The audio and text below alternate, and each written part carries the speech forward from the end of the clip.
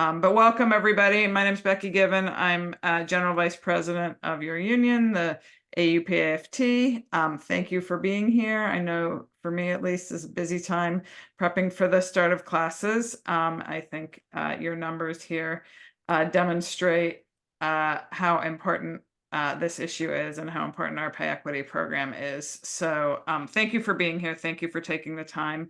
I'm going to give a brief overview and then introduce you to a few other people that you will hear from. And then, as I mentioned, we will have plenty of time for questions, but also if we don't get to all your questions, there will be plenty of ways to reach us for follow-up later. So thank you for being here. As I think most of you know from emails from our union and from the university administration, now is the season for submitting an application for a pay equity adjustment.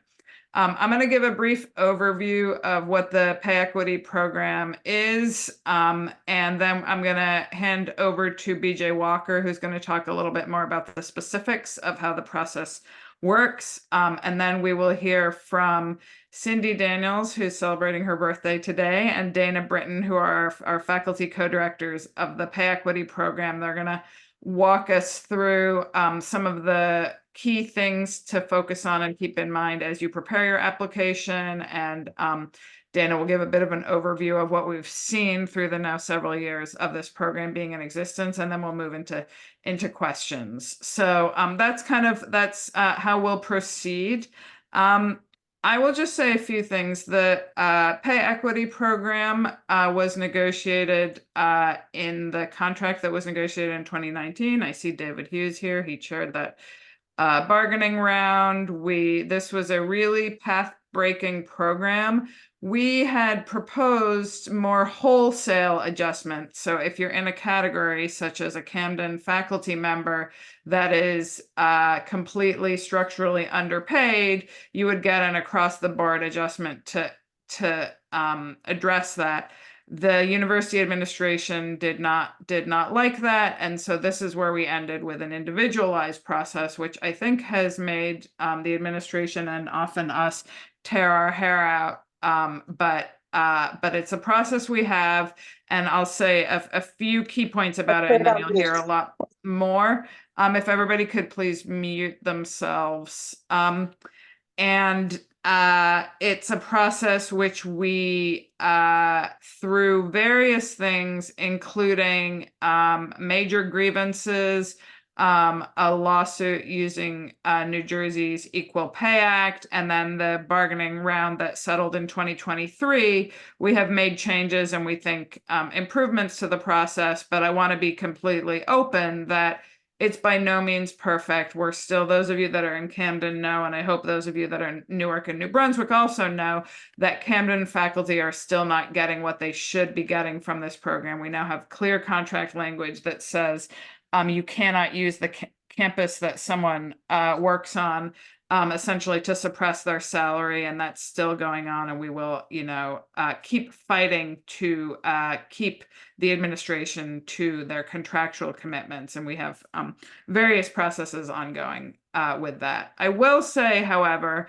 that our faculty have collectively received in the vicinity of $3.7 million in pay increases through this program. That's obviously, that's the number that's added to your salary. So depending how long your career is, that's massive compounding over time once you get that increase. The average increase for those, so about 80% of those who've applied have been awarded an equity adjustment. And the average has been about $14,000, with the highest being over $80,000. So although we are very clear about shortcomings of this program, that it is by no means perfect, and we're fighting to make sure that the university administration adheres to contractual commitments. Many faculty are receiving significant material gains from this program. And so I want to really encourage you to, if you believe you're paid inequitably, we'll talk about the dimensions on which you may be paid inequitably, put an application together, go through this process.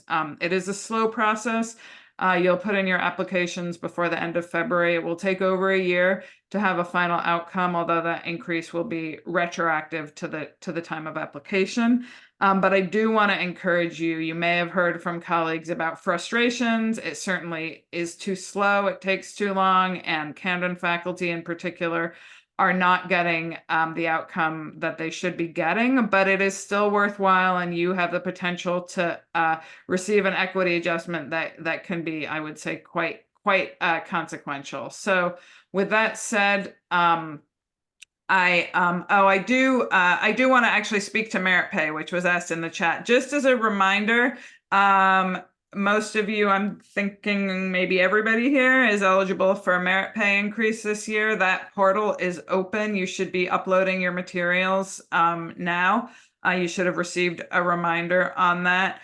And you should not see that as something that can substitute for your need for an equity increase. The merit pay program, it's capped both in terms of the size of the pool and the maximum increase that can be granted. When I say the size of the pool that's capped, that means the committees that are making these assessments can give you a higher increase if they take away from one of your colleagues. So they're only distributing a fixed pot of money. So if you are really paid inequitably, you really need to apply for an equity adjustment in addition to putting your materials in for the merit pay process. So with that said, I'm going to hand us over to BJ Walker, who will talk about a bit about how the program works.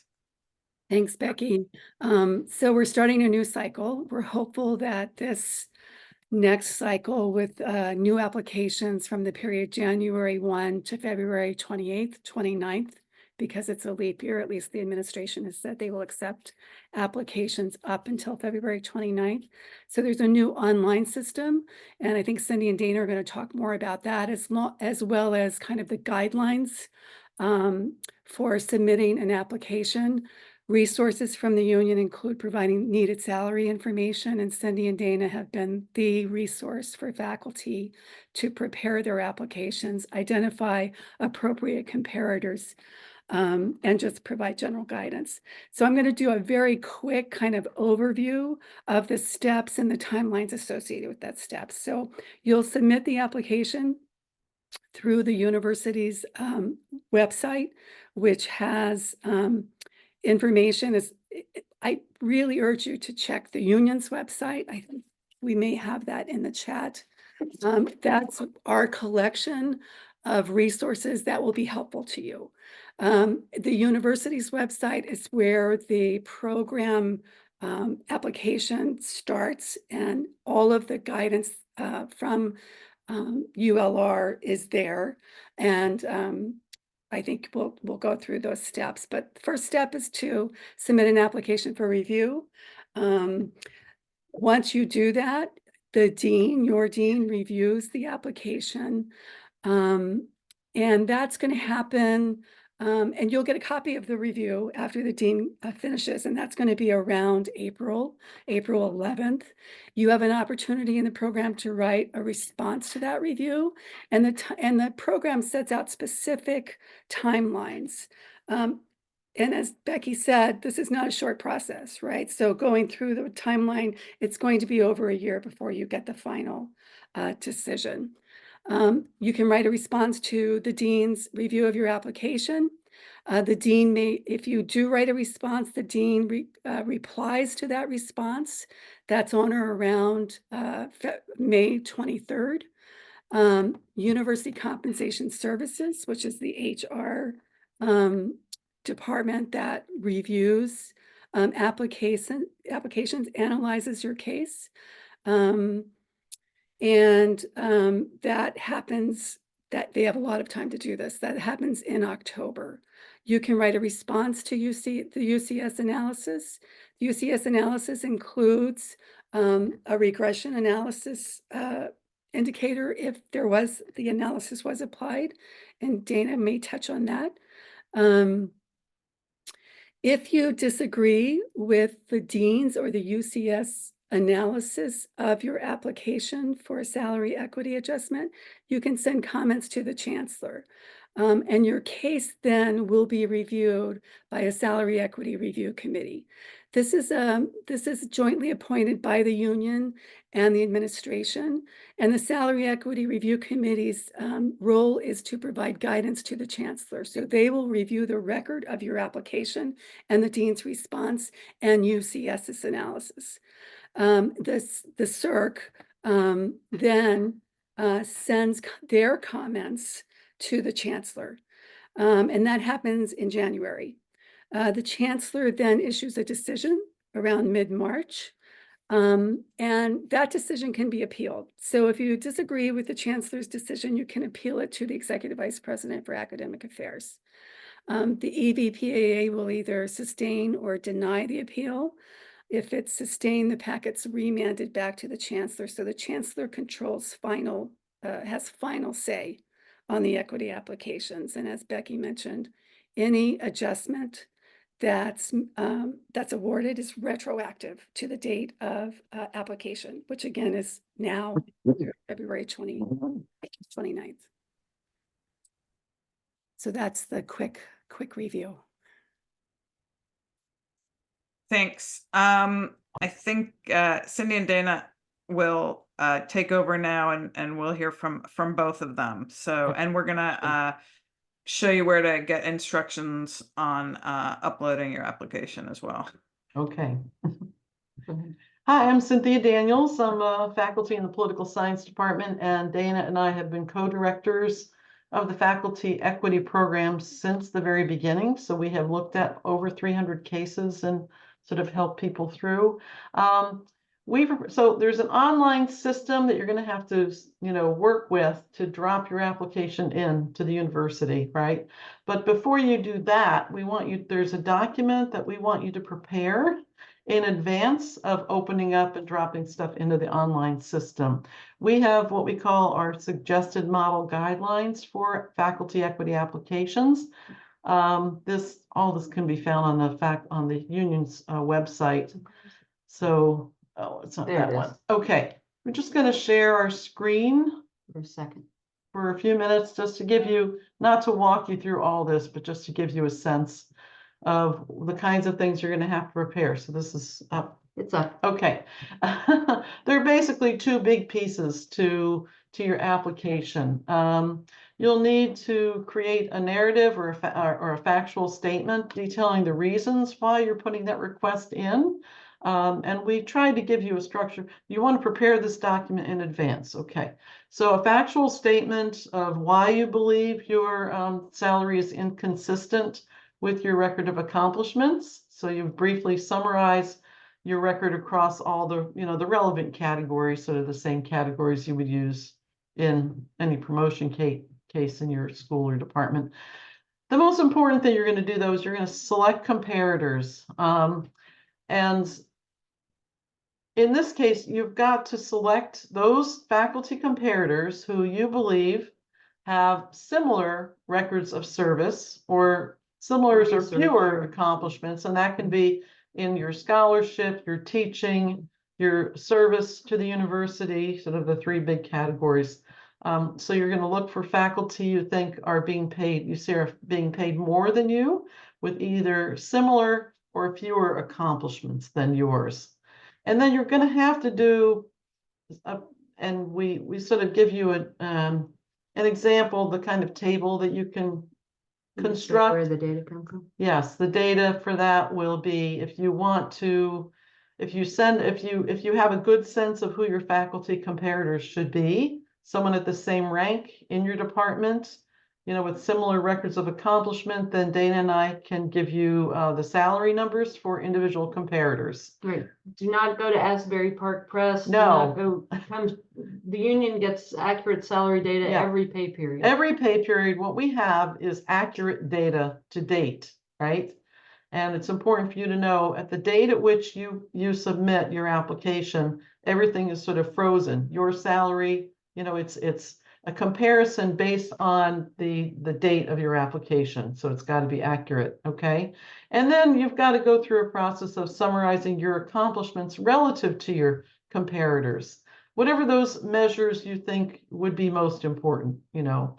And so you want to construct sort of a side-by-side comparison of your record compared to the comparators that you've identified. One issue here is that we can't help you select substantive comparators, right? We don't know your field. We don't know who would make sense for you. So that's something you have to do. Yeah. We can help you refine your narrative, and we've helped a lot of people do that, but we cannot tell you who your appropriate comparator would be in economics, for example, because that's not our field. So. Yeah, we want you to keep these, and you're going to be cutting and pasting pieces of this document into the boxes in the online system. So it's important to prepare this so that, you can drop it in as appropriate into that system. And it's important to keep it fairly, it's got to be simple, and it's got to be relatively short and succinct. And it's got to be not just addressed to a dean who may or may not be familiar with the substance of your work, but with the other actors who are going to be involved in the review, the other faculty on this faculty review committee, the chancellor, right? And so it's got to be written in language that's accessible to people outside your discipline. Okay? And, we want you also in your narrative to anticipate counter arguments. This is, step number one, the next level of review is going to be with your dean. So you've got to be able to address the anticipating counter arguments that might be put forward in response to your request. So anyway, all this document is online, and we would really encourage you to take a look at this before you start writing the narrative. Okay, Dana? Yep. So I'm going to also share this screen. Let me go here. So what we suggested is that you write the narrative Cindy just described in advance. So that should be your master document. Yeah. Then this is brand new, and I don't know how many of you have experience with Rutgers technical capabilities, but any brand new system is likely to have some glitches. So yeah, this is their online system. We take no responsibility for it at all. But the university. But if you go, there's Alan can give you the link to this guide. Yeah, it's in the chat box. And it tells you how to submit and how to review the dean's comments. It's a pain to get to. I'm not going to run through this, but you can see they've got indicators in the user guide here, like click on compensation services and click on faculty request, and then sort of work your way down into the system. So there are lots of drop down boxes here, one for chancellor's office, your degrees, your phone number. They have you upload a copy of your current CV. That's required. Here they will ask you if you have faculty comparators to submit, and you select those by entering their names. In my experience, if you enter the first name first, it's a much faster process because then it narrows it down to a smaller list. It will not give you salary information. All it will do is allow you to pick names. Yeah. Right. So you will have no other information from here. Yeah. And then you go on to check your dean. Please submit as many or few comparators, right? Mm-hmm. And then comments. See, there's a little box that says comments. That's where you would extract, your comparisons to your comparators records and paste it into this comments box. Right. And if you we recommend that you submit that whole file and at the end, and you'll see that what they want you to do is put it in a zip file. So just if you don't know how to do a zip file, we can instruct you, or you can find out. Yeah, they're instructions. And then if you've got multiple documents. Yeah, and then you can upload it. So so that's what the online system looks like. Nobody has used it so far as we know yet. Yeah. And we'll see how it goes. We always sort of figure that anything the university provides is probably going to benefit them more than it benefits you. Mm-hmm. So you want to include the detail in your narrative. And then the last thing I'm assigned to do is talk a little bit about the regression, which some of you may know something about, and I'll just be very quick. So the What's steps. the steps in the Dana, actually, I'm going to jump in before you Okay. do that and say one more thing about the online go system, which is Mhm. the system is designed to help administrators with the mechanics of the program, not to help highlight the strengths of your application, for example, right? They created this system so that every dean, chancellor, university compensation services director can get a little portal that gives them a task list, right? Of these are the applications that are in your inbox right now that you should be acting on. So Yeah. that's what they designed it to do. Yeah. And so you really need your supporting documents to bring out the important issues in your application. That's not going to pop out, even though you've dutifully selected comparators and done other things in the online system. That's not going to be highlighted. It will also, once your application is in the system, it gives you a way to get back in to see where your application is That's in the what they say it will process, to do, be able to anyway. track it. We have like really wanted a system like this, but we'll see how well That's that what they tracking say. works. Yeah. So the process is your application goes to your dean makes comments. If your dean is supportive of your application, it moves on to the black hole that is University Compensation Services. What University Compensation Services will do is they take your list of comparators, your approved comparators by the dean, average their salaries, subtract that from your salary, and that is the initial salary gap. Yeah. That's generally the maximum you would get. So let's assume that's maybe $40,000. So so you submit comparators. The dean then looks at those comparators and either approves or disapproves the comparator list or makes changes. So Right. for instance, the dean might say, yeah, these are two good comparators, but the third one I'm striking because this person has, more grant funding or, whatever. Then what the ones the deans select, then those comparators then move on to University Compensation Service for them to put your case through this wonderful review. Right. So at any rate, Yeah. once we have that list of approved comparators, they average their salaries and take them from yours, and that's the gap. So far, so good. That's generally the most you can get. Then they subject that gap and that list of comparators to a regression analysis. And the regression analysis is Jackson Lewis, a consultant for Jackson Lewis, does a run on the university database. There are four variables involved. They are rank and title, which sound very much the same. And in fact, they are. Pay plan, which so far as we can tell, makes very little difference because we're almost all in the same pay plan. Yeah. And the last thing is the most controversial thing, which is what they call discipline. The problem is it's not really discipline. It is campus discipline. So if, for example, you're in English, if you're at Camden, your discipline, according to the university, is FASC English. It's coded. Yeah, that's how it's coded, Yeah. right? And there's a coefficient for that department, right? So if you're at New Brunswick, you're SAS-English. If you're at Newark, you're SASN-English. And basically all of those, so though campus is not supposed to be in the regression equation, it is. Yeah. It's in because of the way they code discipline. Yeah. So that regression analysis then is used to adjust that gap, usually down. So if you are at Camden and you choose a New Brunswick comparator, what that step in the regression analysis does is anyway, Alan can post the two explainers I've written, but basically it's used to say, well, but these people are at New Brunswick and they should be making, so let's say your original gap was 40,000. Then they come along and they say, well, but these people are at New Brunswick, and so they should be making 15,000. Because as it stands now, the average in the New Brunswick department is higher than the average of the people in Camden, for instance. Right. So the people in New Brunswick should be making $15,000 more. So that takes $15,000 out of that original gap, right? And so that would mean that the most you could get would be what, $25,000. Right.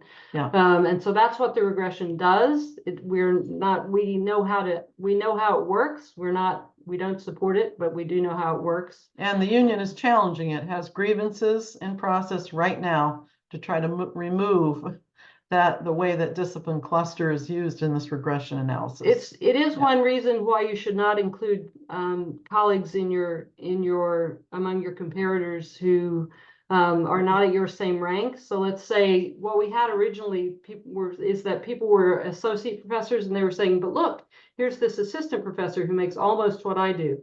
The problem is that affects the regression such that it will adjust your amount down. So don't do it. If you want to talk about the fact that your assistant professor colleague makes what you do, you can write about it in the narrative, but don't put them on your list of comparators. We have other little tips for dealing with the regression. We do.